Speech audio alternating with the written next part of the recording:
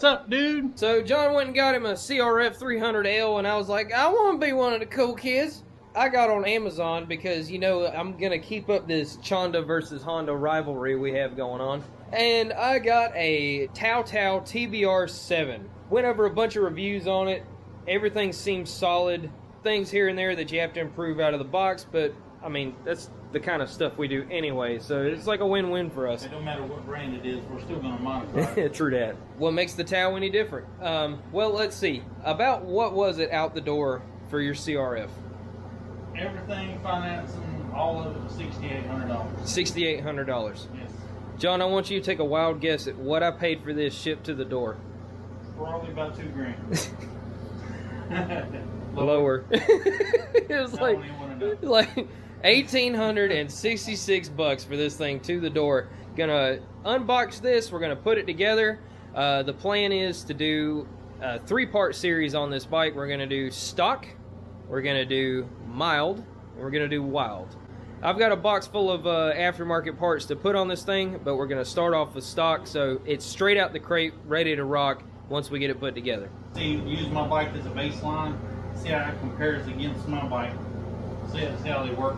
That's a good idea. A whole lot more modifications to mine. I like mine the way it is, pretty much. You're not gonna modify the Honda anymore. It costs a lot more to modify my Honda than it does this. You can tell that lie to somebody else. There was a couple problems that you have, but I mean, this thing traveled like halfway around the world in this flimsy little crate. This is high quality Chinesium. I was kind of upset about this, but it's not actual damage. It just kind of scraped up my paint right here on my brand new crankcase. Everything else seems to be fine. I guess if we do have anything else, we'll find it today. You ready? Yeah. Let's do it.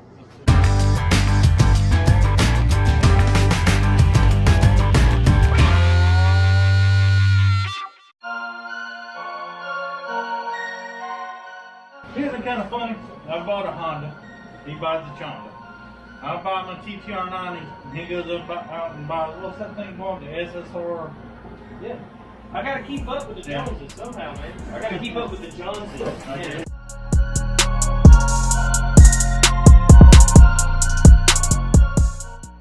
Okay, what we're about to do is we're going to get this rear shock hooked up and get the axle through the front wheel so we can get this thing seated on the ground on its own weight. If you don't have one of these lifts, you need to get one, because this makes this so much easier. We've been using an ATV lift in both of our shops for years, and John got one of those a while back. I've been wanting me one. I got it on sale for what, like 30 bucks at Harbor Freight today. That thing is a game changer. You just push down on that handle one time, the bike comes off the ground.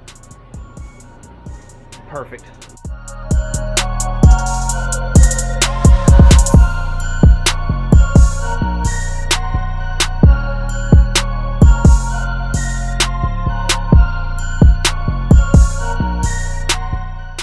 We were getting worried for a second, thought we didn't have enough spacers, but I didn't account for the speedometer. Yeah, we had this spacer right here. We couldn't figure out where in the world it went to. That's what it is. One's for one side of the wheel, and the other side of the wheel. Show them that piece you got in your hand. Speedometer. Yep, speedometer.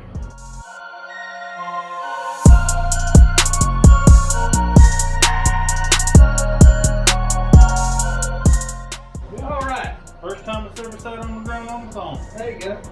And a big part of the reason why I bought this bike is a group called the Honda Riders on Facebook. If you have one of these bikes or you're interested in getting one of these bikes, you get on there and you talk to a lot of the guys on there.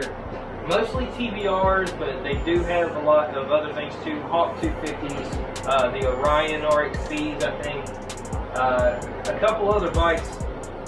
Anything Honda, those guys are all for it, and if it needs to be done to that bike or you have a problem, somebody else has run into it and they know how to fix it. Something I've learned about them groups, if they ain't figured out how to do it, they can tell you 1,000 ways not to do it. Guys like, I hope I'm saying this right, Jay Solo It Hurts. Dude's like a professional with these bikes, it's insane. He's actually part of the upgrades that I'm going to be doing to these bikes. He's got some stuff in the works that I'm going to be doing to this that might actually put me right up there with the CRF 300. We'll see how it works. I'm really hoping I get to gap him on another chunk. I'm really hoping. Colin, what have you learned from experience? Well, first off, stock headlights are always trash. These little halogen bulbs are worth about a peanut and a turd. Before I install it on the bike, I know it's an upgrade. I know I said I was going to stay bone stock, but this is just something I'll have to do later anyway. And the safety issue. Yeah, that too. People can see you better with the LEDs than they can see you with hell, John's CRF, the front headlight on it when he first got it was trash. You can't. It's almost unsafe to ride at night. So here's the stock bulb. Here's what I'm putting on it. Just look at the LEDs. Oh no! It won't fit. I got a Dremel scissors going in there.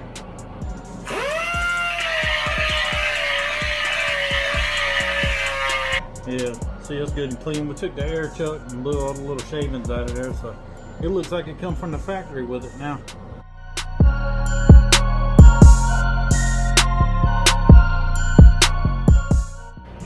We're gonna go ahead and put in these LED turn signals that I got. They're a little bit smaller and they've got that sequential cool factor. So I'm gonna put those on here so we don't have to pull this front cowl back off. We're just trying to figure out the wiring because you have to adapt it from this to this. I went ahead and installed my LED tail lights. The tail lights that I got, they have built-in turn signal and brake lights. This bike wasn't wired to have the turn signals wired into the brake light. So what I'm gonna do here, this is the harness going into the tail light. Now, I've already got my turn signals wired in down here. So what I'm gonna do is put in a connector right here and wire the power for the brake light and the power for the turn signal brake lights. So they'll all be wired into one, and when I hit the brake light, all three of them will come on. Alright, so I got everything in and I've got everything wired up. Just a little disclaimer before we go over this. I do not claim to be an electrician. I don't claim to be good at wiring. I'm just doing the best with what I got, so here we are. These two reds right here are the power for the brake light of these new LED turn signals. And then this little green and yellow right here is the power for the brake light in the stock tail light. I tied all three of these together into one connector, which then goes into the brake light circuit. And I'm gonna flip the switch on and see if we can get it to light up for you. There's a running light for the tail light and brake lights. Man, that's bright too. Heck yeah, it works. Off, on. Sweet. I also went ahead and did the headlight. It's basically the same thing. I just wired these into, I pulled the bulb out of the little one in here and just used the wire, the power wire coming from it to use for these. So now, when I turn the key on, these turn signals are awesome. That's so cool. And then,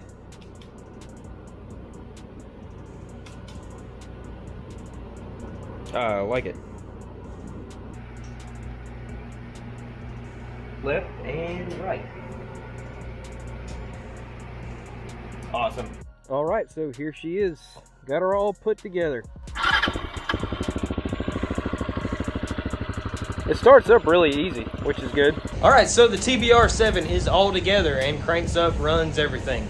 I went ahead and changed the shipping oil that was in it. I replaced it with some Valvoline 4T. When you put oil in this bike, make sure that you use motorcycle oil that is wet clutch safe. I really wanted to do a good ride in a 0 to 60 and all that, but two things. One, I don't have tags on it yet. I haven't had a chance to go to the DMV and get my tags. Two, stock gearing, it won't do 60. It'll do like 50 at max, and it sounds like it's gonna explode. So I don't need to be riding it like that while I'm still trying to break it in. So I've got some sprockets ordered. They should be here soon. As soon as I get tags on it, we're gonna take it out and do a proper ride. One last minute little thing I had to add on here. The guy that runs the Chonda Riders page, J Solo It Hurts, made me these decals, and yeah, perfect. I still can't get over how pretty this bike is. Probably won't stay that way long, but for now, she pretty. next go round, I'm going to be doing a bunch of upgrades to it. I had to order some sprockets today. I thought I had them on hand. I've also got a Nibby carburetor that I'm going to be putting on this thing. What they call a Stoneman exhaust, I believe. I've got most of that stuff sitting here already. I'm going to get some more cosmetic stuff like these mirrors. I can't stand them, so I'm going to put maybe some bar ends or some underbars on it, just so you don't have these big bug eyes sticking out of the front. We'll go from there. I've got some other big plans lined up for this, but that's way down the road. If you are looking for a dual sport and not wanting to spend $5,000, $6,000, $7,000 on one, the TBR7 by a long shot. For $1,800, it is what it is. I mean, you're not going to be fresh out the crate. You're not going to be winning any races with this bike, but it is comfortable. It is easy to ride, and it's fun. But if you haven't already, you can like and subscribe. Make sure you use the links in the description to pick up a t-shirt from MiniBike Apparel or a Rattle Can Customs t-shirt, much like this one. And until next time, y'all get up, get out there, and get after it.